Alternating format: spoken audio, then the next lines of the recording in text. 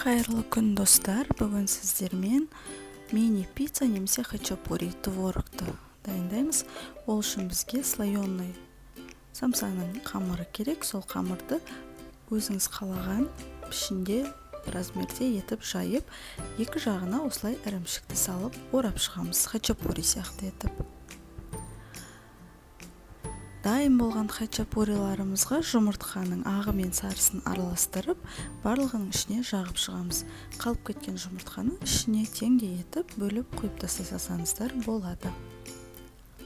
Енді қоспаға сүзбе, яғни творогты ірімшікпен және зейленмен араластырсаңыздар болады.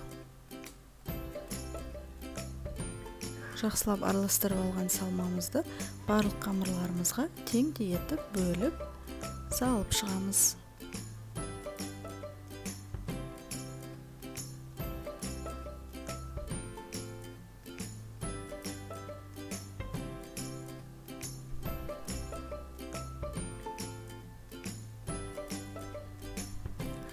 Салып болған пиццаның бетіне қалаған көкөністеріңізді қойып шықсаңыздар болады.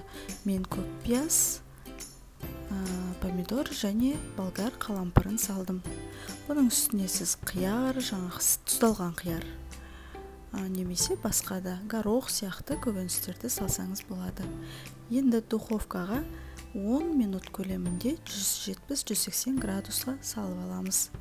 Пісуіне 3-4 минут қалған кезде алып барлығының бетіне қайтадан осылай ірімшік сеуіп шығамыз да духовкаға 5 минутқа салып аламыз.